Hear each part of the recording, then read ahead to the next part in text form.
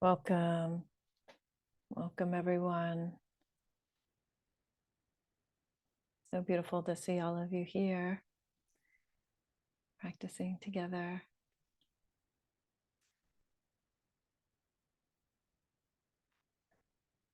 My name is Dhammadipa, and as usual, this is the Sunday sound of Dhamma. So that means we'll practice about 10 minutes or so, maybe 15 minutes of guided meditation.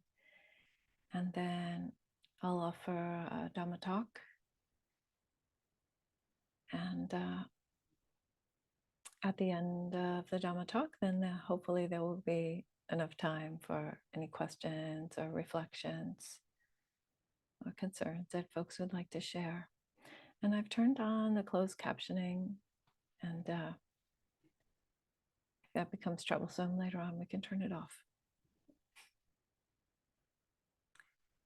Para cualquier persona que haya venido esperando interpretación a español, hay interpretación. Se puede elegir en el menú. So just to reiterate that folks who are hoping for Spanish interpretation can find that on the menu. Thanks to our friend Claudia. So let's go ahead and begin with the guided meditation for today.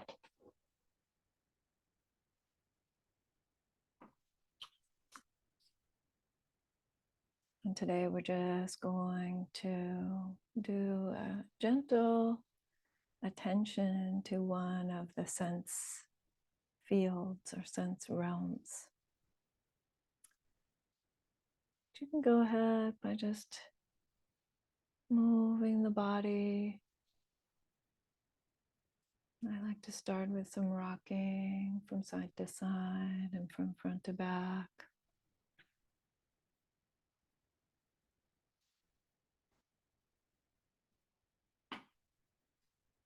Maybe also moving the head and the neck, just relaxing and allowing the body to come into a balanced posture.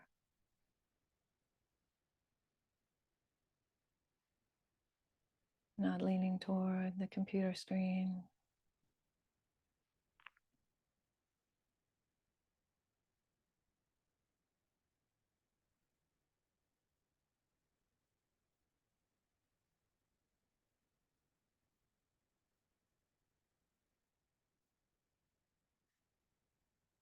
Just allowing the spine to come into alignment so that the bones can carry the weight of the body and the muscles as much as possible can relax and widen.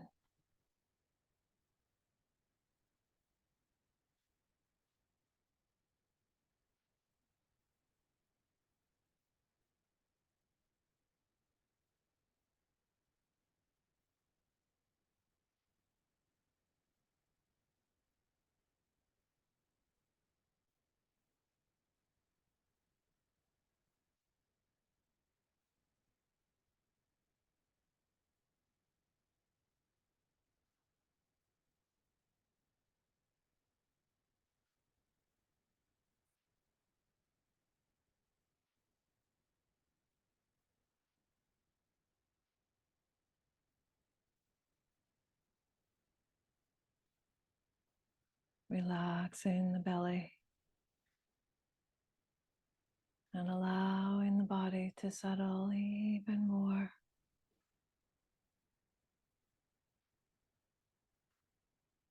Right here, right now.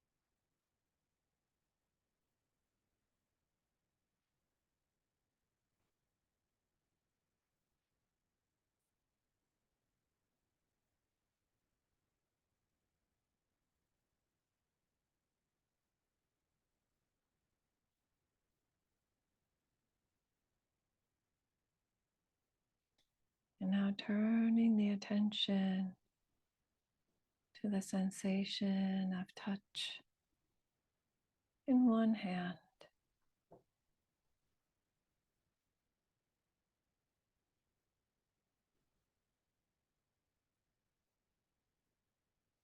No need to strain at all, just allowing the mind to receive the sensations of touch in one hand.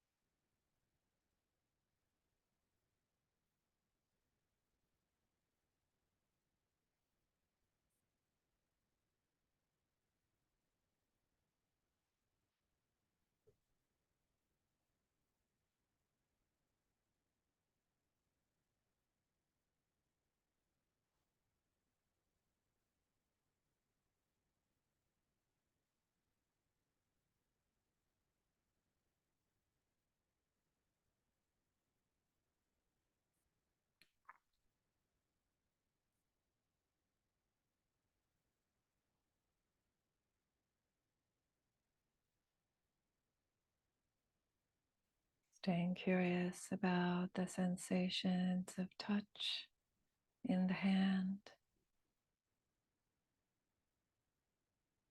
and allowing all other sensations and thoughts to just recede into the background.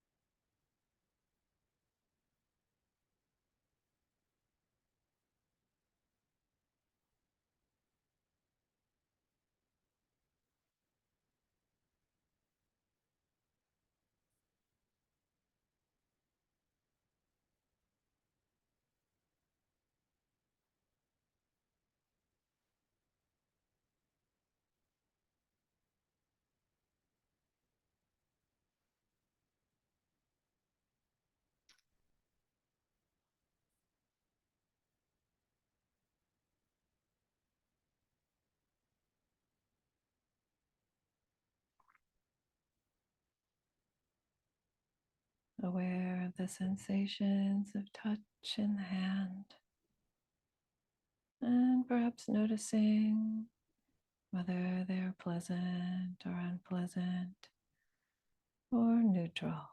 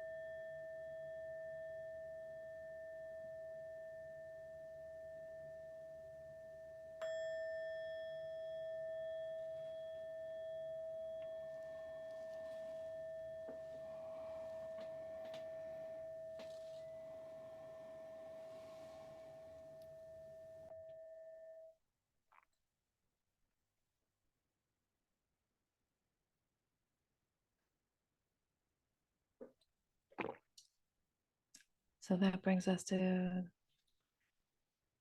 the end of the guided meditation for today and the start of the Dhamma talk.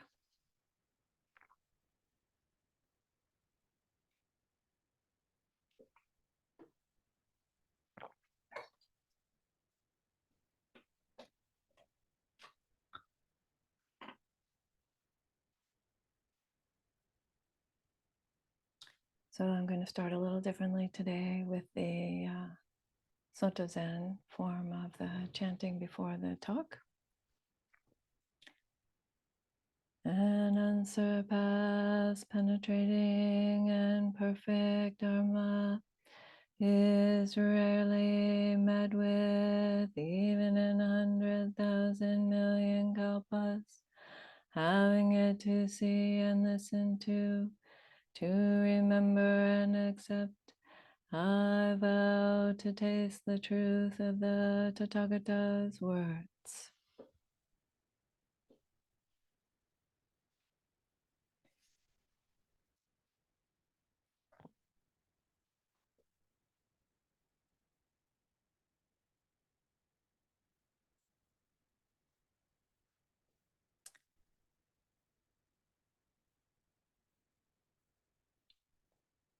Many years ago,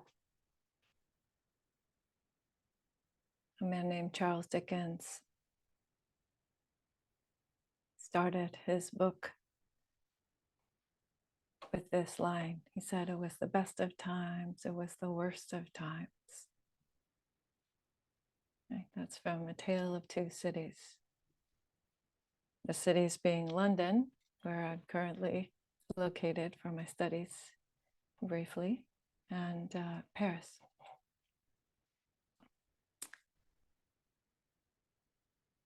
It was the best of times, it was the worst of times, simultaneously. And this is really true to a human life. Joys and sorrows, all mixed in together.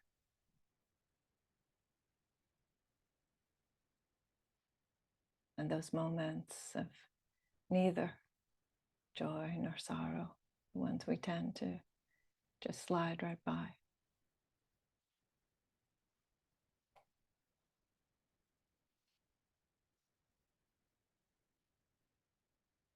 And there are two teachings that I want to talk about today. And the first one is a teaching by the historical Buddha,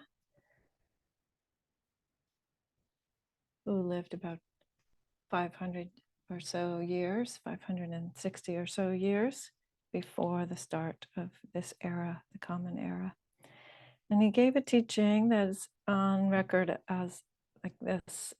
This is Samyutta Nikaya from chapter 36, sutta number 6, meaning the linked discourses or the connected discourses. That's what Samyutta Nikaya means. And chapter 36 is about feeling tones. It's about the impressions that we get from the things that happen in our lives. And this particular sutta is called Sala Sutta. So Sala is sometimes Sala is the proper pronunciation in Pali, from the ancient language of Pali. And it's sometimes translated as a dart or an arrow or a thorn. It's the same word that we have, I have been sharing about in a different sutta the last 3 weeks or so, this word thorn or dart or arrow. And so in Sala Sutta is a very well known in some circles. And it's because the Buddha starts out by saying an ordinary person feels pleasant, unpleasant, and neutral feeling tones, we could say. Feeling experiences, feelings about their experiences.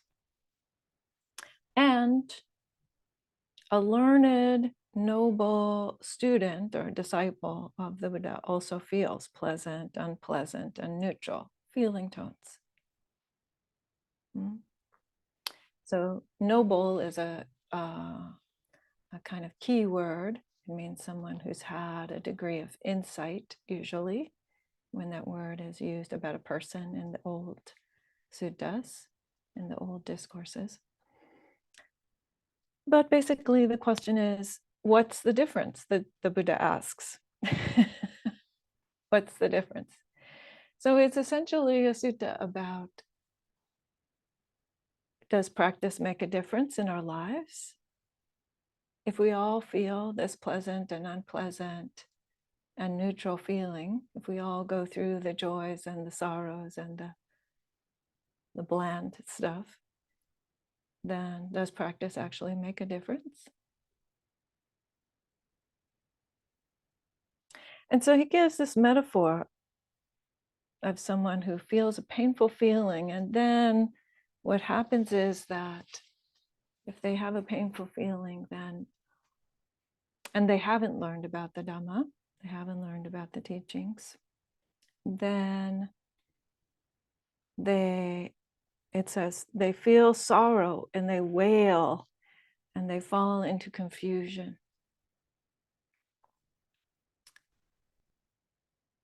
So that would have to be a pretty strong, I would say, unpleasant feeling that would cause such a reaction. But it does happen. It does happen.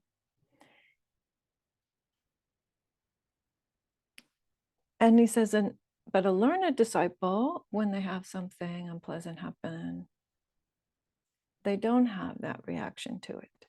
They notice, they are aware of the unpleasantness, but they don't have that extra reaction on top of it. The wailing and the confusion. He says it's like when you're hit, when a person would be hit with an arrow, a sala, an arrow or a dart. That's the first painful feeling. But the second painful feeling would be the second arrow. And the second arrow is this reaction to the first one.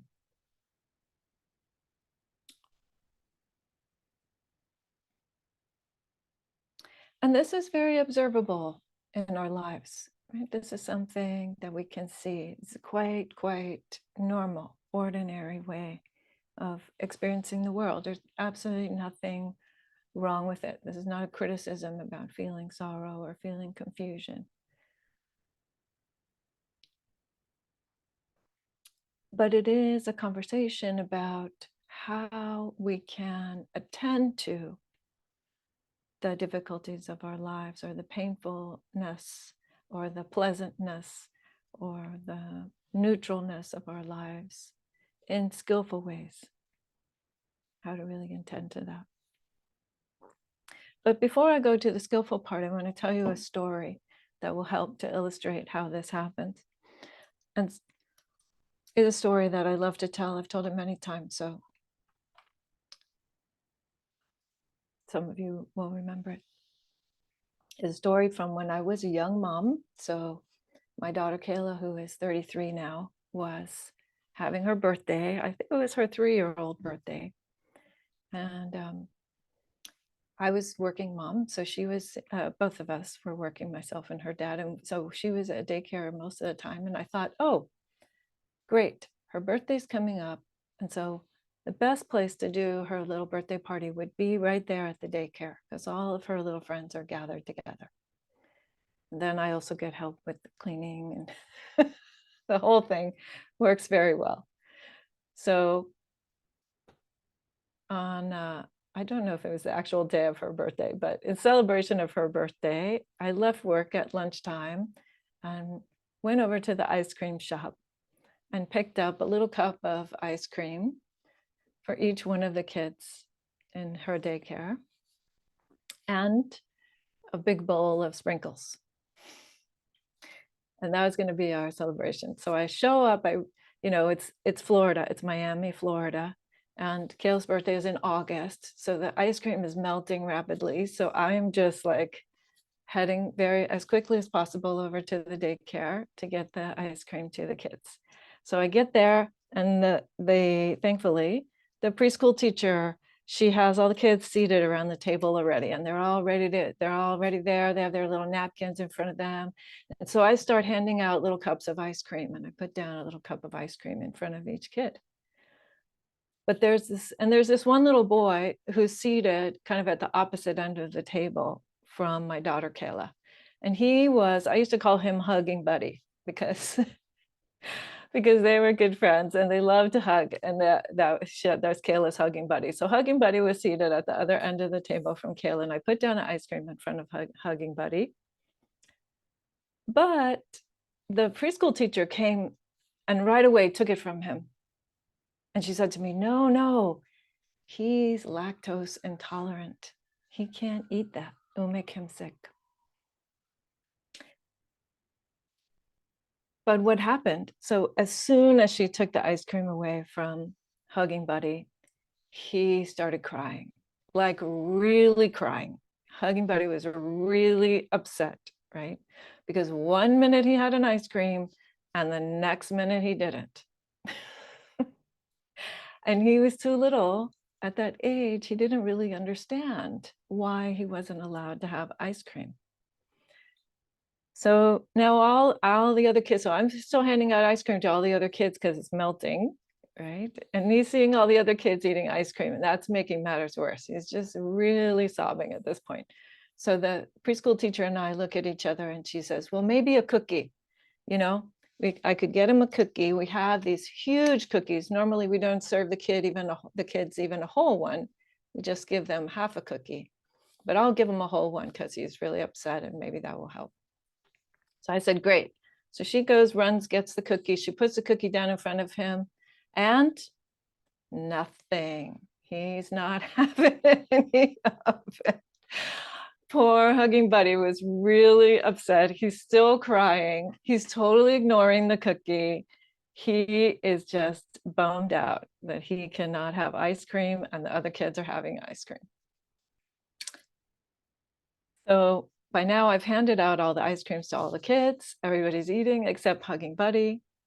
And so I turn to the preschool teacher, and she turns to me and she says, another cookie?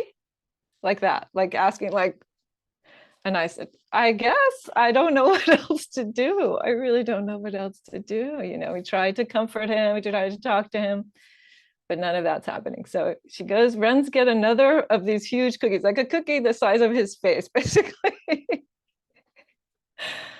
And she puts down the second cookie in front of him. And what happens? So he's still crying, but you can see him working this out in his mind. He's looking at the second cookie. He's looking at the first cookie. He's still crying a little bit, and he's kind of working this all out in his mind. And then what happens? He picks up the cookie and he starts to eat his cookie. Yay! And he stops crying. Yeah. So what happened to Hugging Buddy, right? Hugging Buddy had a pleasant feeling tone about the idea of eating ice cream, not even eating the ice cream, right? Just the idea of eating ice cream. And then when the ice cream gets taken away, there's an unpleasant feeling tone, right? And he's a little guy and he doesn't have a lot of tools, right? So when that unpleasant feeling tone hits him, he gets completely blown away, just carried away by that, right? Until the moment comes when he's willing to stop and look at what's in front of him. What's the alternative pleasant feeling that's in front of him? Or what's even just the situation, right? He knows at this point, he's figured out, I think part of the whole calculation was, I'm not going to get an ice cream no matter how much I cry, right? The crying isn't actually going to get the result. So it's a very interesting story about him learning how to, in that moment, be willing to set down the previous painful feeling and be in the present. That's what he's doing. He doesn't yet know all that, right? And he doesn't yet know why all that's happening. But that is a good example because that happens to us all the time. To a greater or a lesser degree, that same story is playing out for each one of us every day, virtually every day, right? And we have to learn to be willing to let go of the previous feeling, whether it was pleasant or unpleasant or neutral. We have to learn to be willing to be with what's actually here and not the thing that we wanted to be here or the thing we wanted to not be here. So there's this teaching in the Sala Sutta, just to go back to that briefly before I switch to the second teaching that I wanted to share. There's this teaching in the Sala Sutta in which the Buddha, after saying this, that it's possible to learn actually how to give up that underlying tendency toward grasping at pleasant feelings, toward pushing away unpleasant feelings, and toward ignorance about neutral feelings. And so the learned disciple learns how to not be looking for the other thing, not always be looking for some other situation. And then they understand, and this is the important part, they understand the origin or the arising, if you will, and the ending of all the different kinds of feelings. You can watch that they come and they go. You don't have to be carried away by them. And if you don't cling to them, they actually come and go as very quickly. You might get several of them in a row, but you are more aware of the fact of them arising and ceasing. And then you see this thing, you see what's known and sometimes translated by the translators as the gratification, the danger, and the escape. These three ways of understanding what's happening with feeling tone.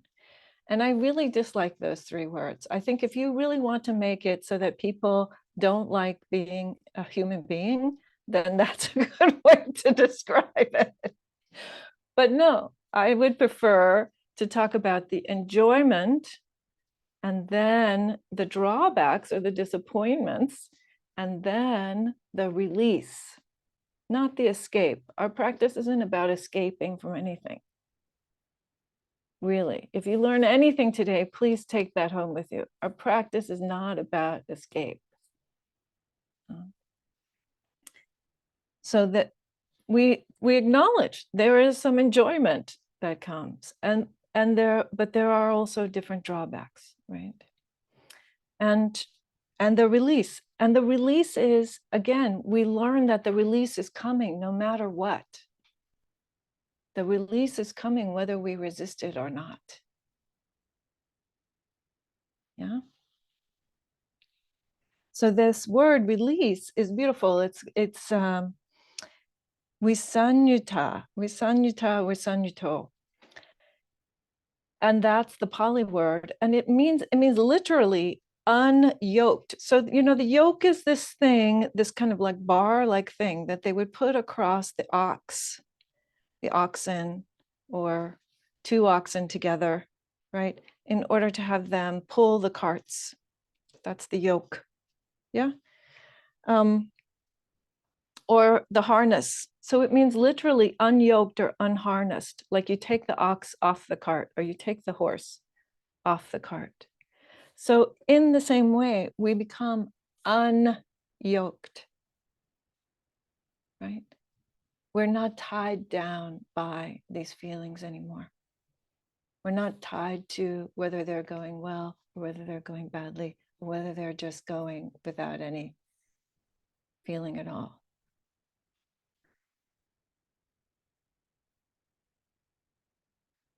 So what about that? What about that? Well, the Buddha says that is wisdom, that is freedom, that is liberation. when that becomes possible. And this is where I want to shift to this koan story. So I have 10 minutes or so, and I think that's enough time to tell you this story, which is much later. This is from China in about the early 9th century. And there's a teacher, very famous, very famous, actually maybe mid-9th century by this point. Very famous teacher named Zhao Zhou. In Japan, he comes to be known as Joshu. And there are all kinds of books written about Joshu because Joshu was known for giving like these incredibly wise one-liners. People would show up, students would walk hundreds of miles to show up and ask him a question and get a one-sentence answer from Zhao Zhou. Right? This is Zhao Zhou's way of teaching. But anyway, and he's also very well known for many other things, having been very long-lived, etc. But there's one particular koan that I want to tell you about, which relates to this way of talking about how we handle feeling tone. But you're going to have to really think about it, maybe. So Joshu, as he's called in Japanese, I'm going to call him by his proper Chinese name, is the abbot of the monastery at the time of this story. And it's a koan. So koan is a Japanese word which means basically a story that is applicable to everyone and is pointing at something about the nature of reality. So this new monk approaches Zhao Zhou and says, I've just entered the monastery. Please teach me. Brand new monk, could even be his first day. And he approaches the abbot and says, I'm new here. Please tell me what to do. Please teach me.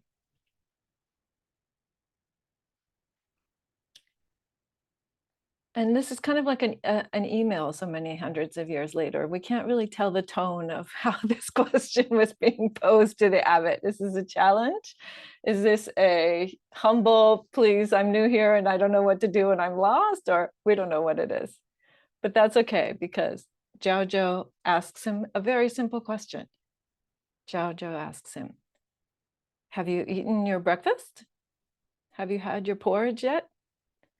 And the monk says, yes, I had my breakfast. And Zhao Zhou says, then wash your bowl. That's it. That's the whole teaching right there. Now you've moved into the monastery. You have a lifetime to figure this out. This is your koan.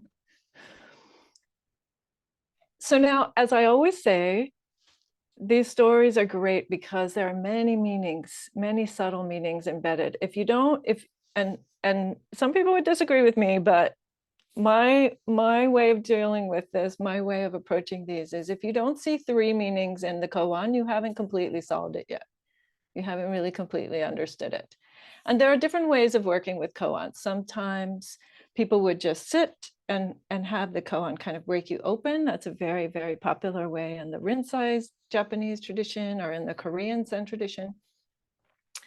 There are ways of presenting a koan, kind of like a performance thing with your teacher, like demonstrating non-verbally that you know what it means. And then there are ways of kind of unpacking the koan as a teaching story, which is how my master, Seke Harada Roshi, would mostly use the koans, mostly. Although he did use the other 2 methods too.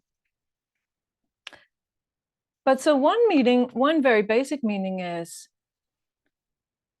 clean up, be part of the community, right? Do your part, do your thing. You had breakfast, so go clean your bowl, right? Learn from the Sangha. The Buddha said, the Sangha is the whole of the spiritual life.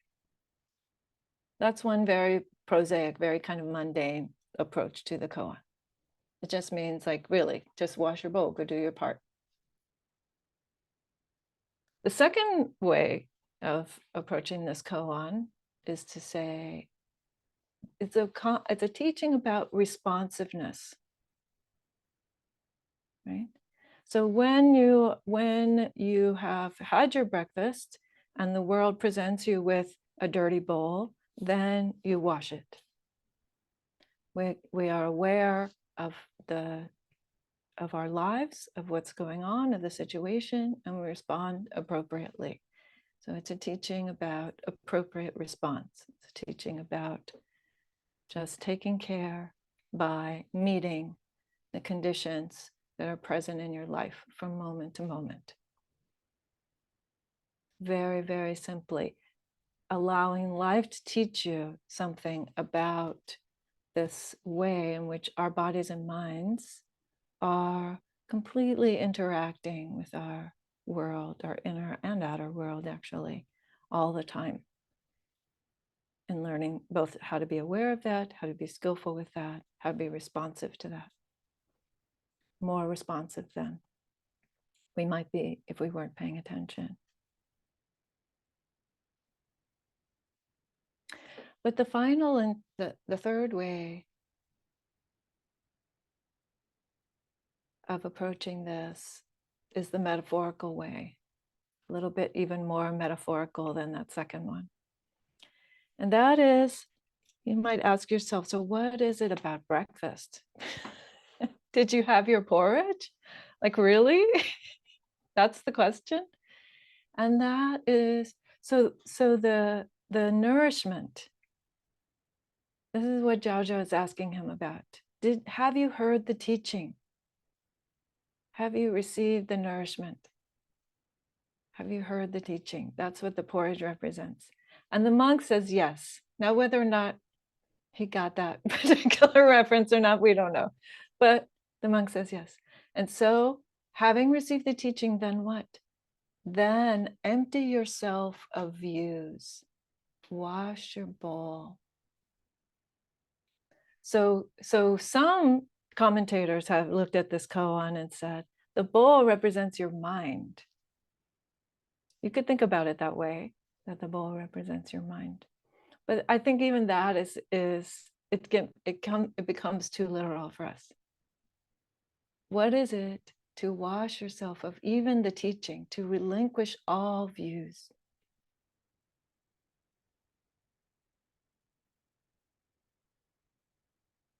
What would life be like with that degree of harmony with all things? That there's no view that stands between you and the truth of your life.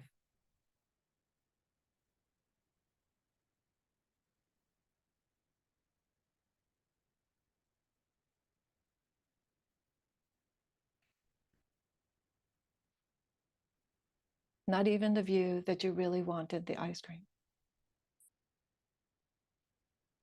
Not even the view that the cookie is not as good as the ice cream.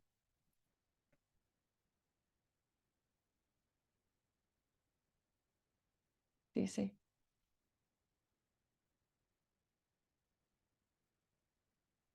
So when we attend to our lives in this way,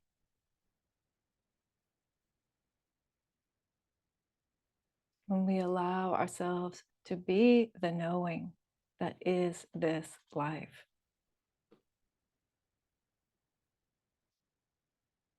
then moment by moment, there won't be any clinging left.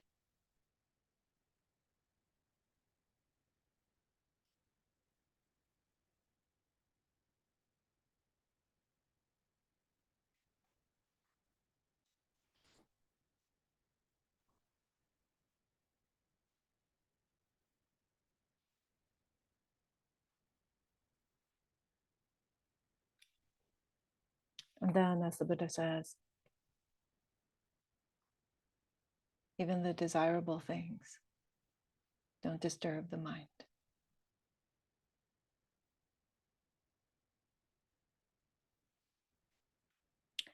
Whether it's the best of times or whether it's the worst of times, you're there for it. You're there in it. You are of it.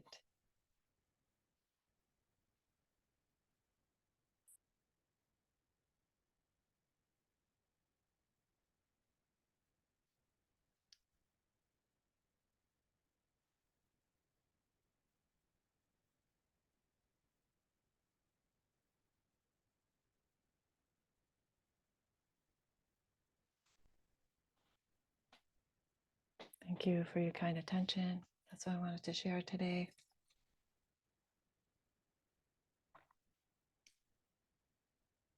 So I will stop there.